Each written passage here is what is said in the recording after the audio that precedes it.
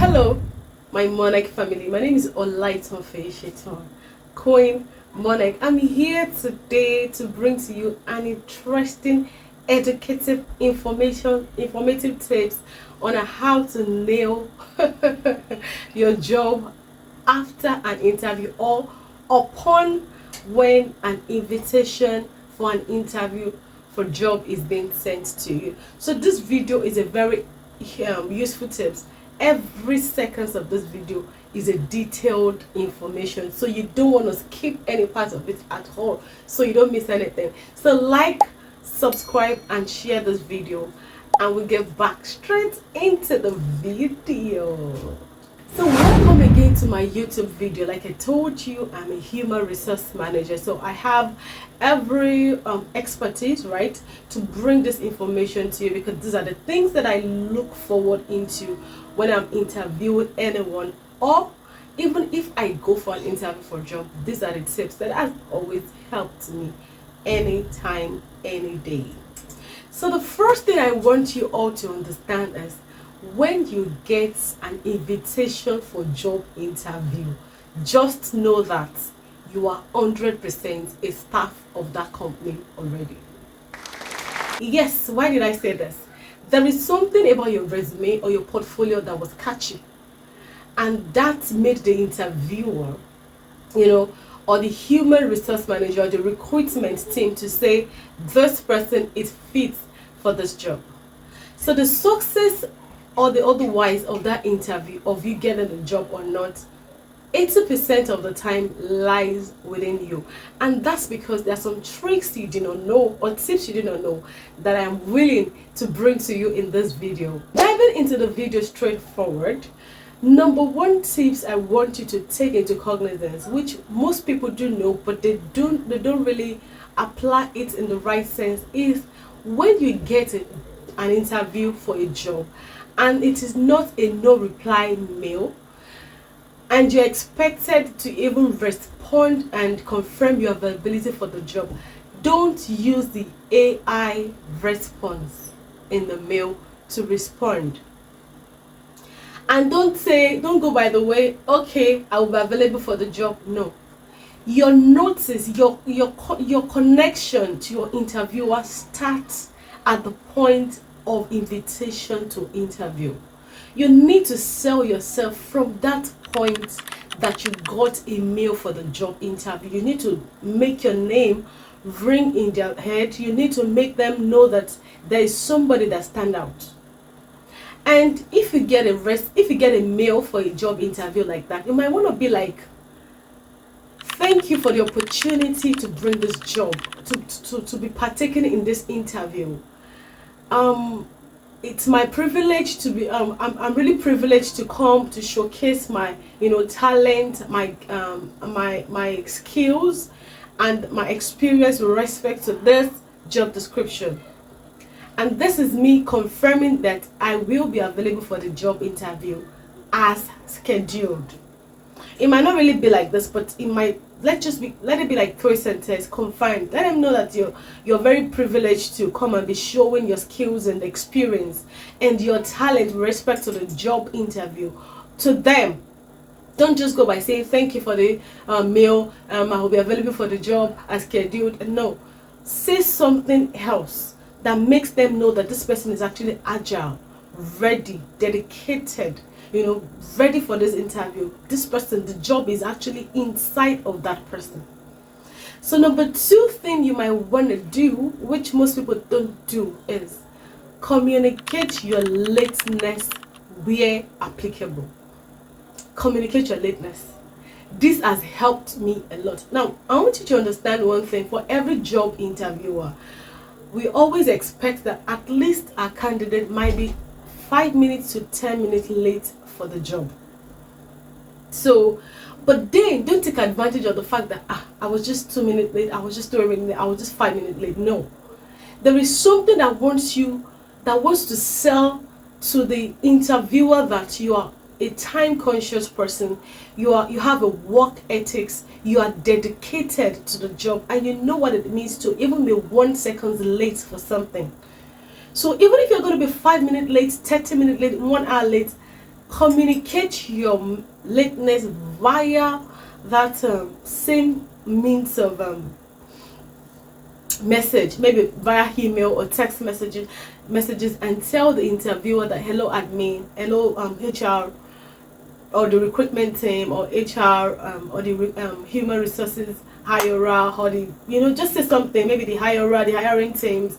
Hello, please, with respect to the interview scheduled for today, I will be 5 minutes later than the scheduled time. This is because an emergency for a job need or something came up at my workplace that I needed to attend to, without which some things might not go right at my workplace, and it might take me 5 minutes to be late for the job interview. Kindly accept my apologies for any inconveniences this might have caused. Something like that.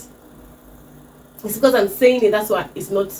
But when I'm typing it, it's going to be correlating well. Do you get? Just type in something like that and send it. Even if it's 5 minutes later that you're going to be coming in for the interview, send it. If it's going to be 10 minutes, if it's going to be 15 minutes that you have already projected ahead of time, send it. This makes them feel like this person is time conscious. And I'm not saying deliberately because you want to put yourself in the heart of an interviewer, then you should be deliberately late. No. But even if you, because of Lagos and traffic and everything, maybe or you're leaving for the interview venue from your workplace, maybe a demand for job or something comes up for something comes up at your workplace and you need to attend to, and to take you like 5 or 10 minutes to be later for the interview, especially when it's a Zoom meeting.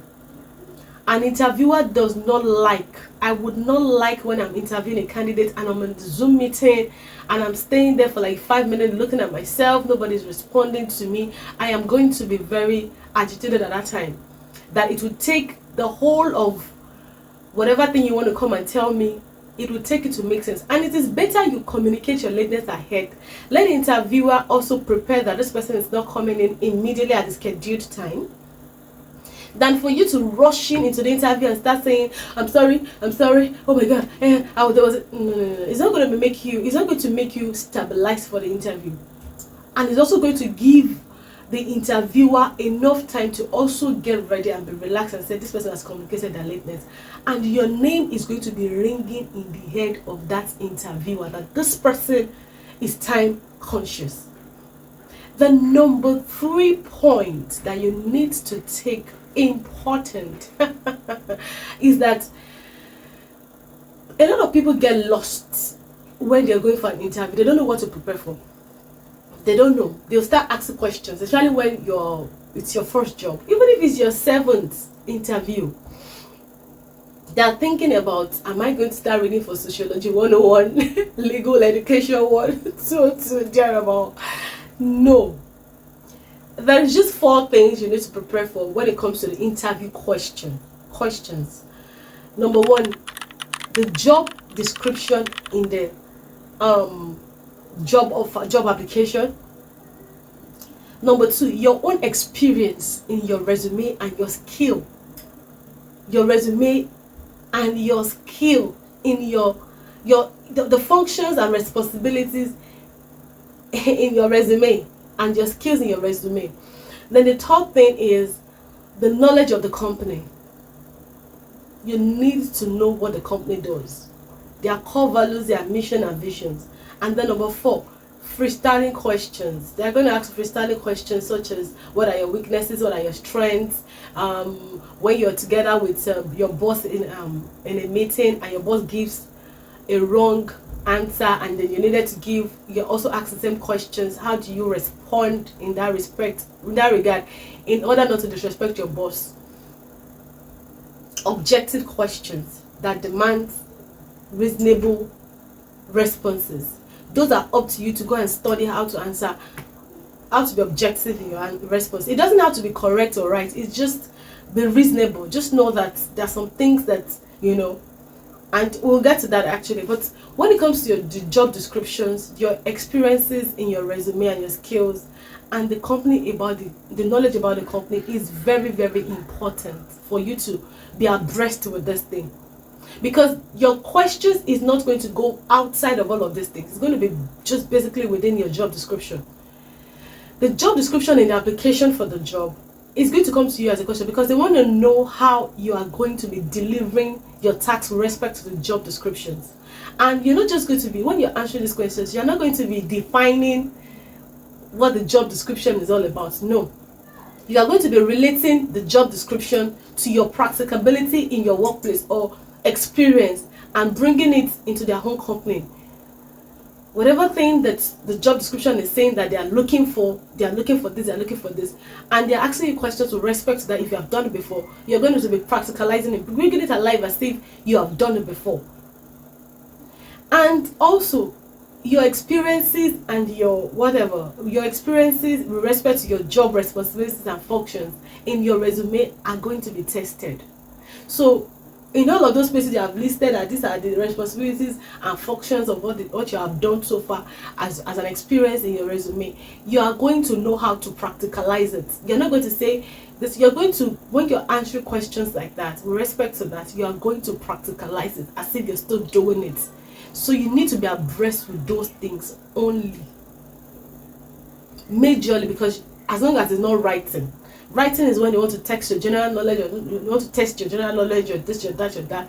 But if it's just, physical interview, basically, and with respect to the job description, talks about the job description, about your responsibility and functions in your resume, and the company of the knowledge. Now, how does the company of the knowledge comes about in interview? They might ask you questions like, how do we know you are fit for this job? What are the values you are bringing to our company? Why should we hire you? What do you know about our company? Why do you want to work with our company? Now, most people answer these questions very wrongly. They say things like, we know that this is what your company does. This is what your company does. I like your company because your company do this, because your company has this core value, has this. That is not what they're asking you, or that is not what makes you stand out, even if you have answered it rightly. Now, let's assume you're a business developer or you're a product designer, and the company, for instance, is an automobile company, and they ask you what makes, how do we know that you're fit for this job? Why do you want to work with your company? Anything that has to do with that thing. And then you'll be like, I understand that your company is an automobile company, and the core value of your company is to sell quality services and products to the company.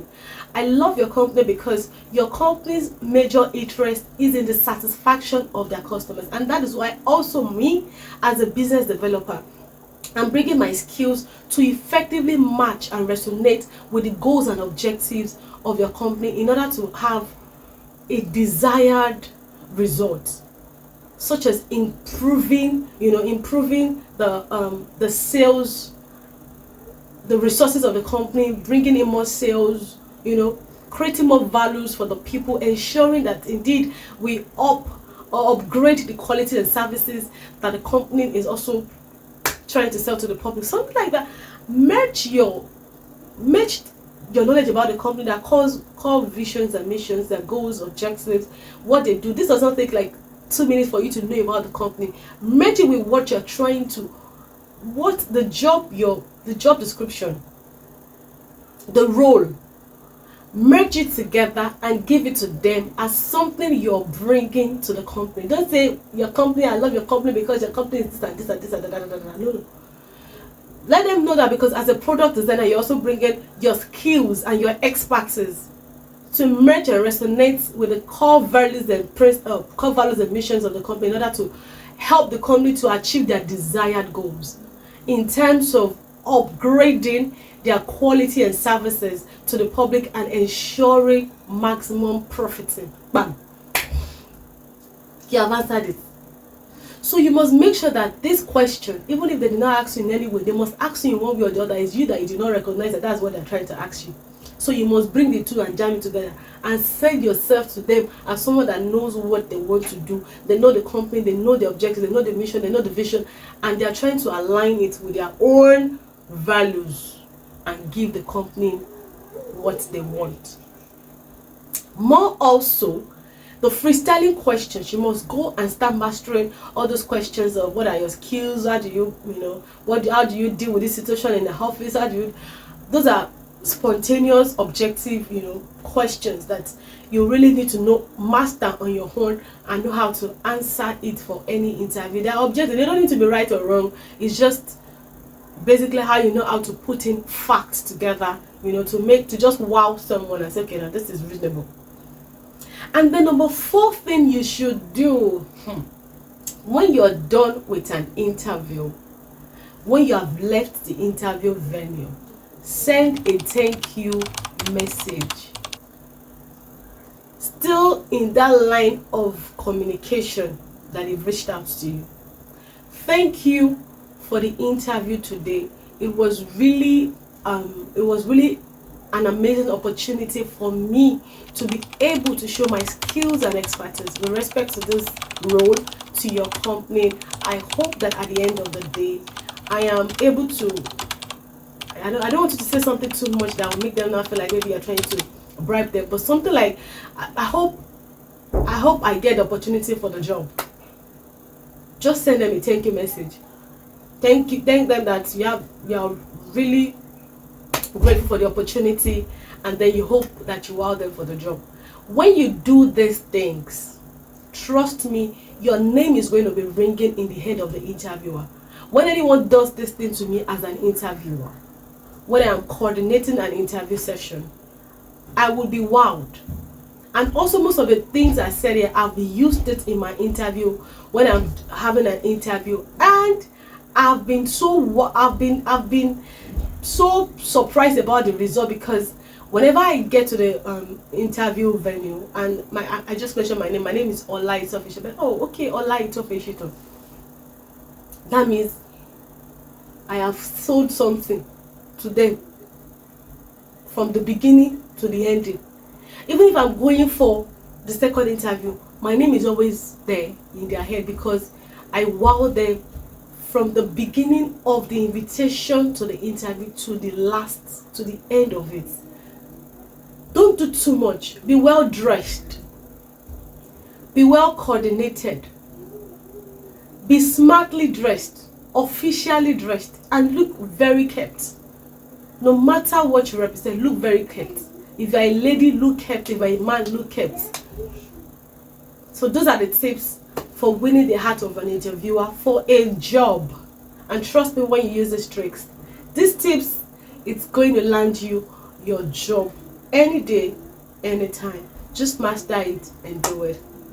So having said that, thank you very much for the opportunity to be saying or to be bringing these tips to you. Until next time that I'll be bringing more tips to you on human resources or anything related to job. Stay tuned, like this video, share to your friends, comment, and see you in my next video. Thank you. Bye.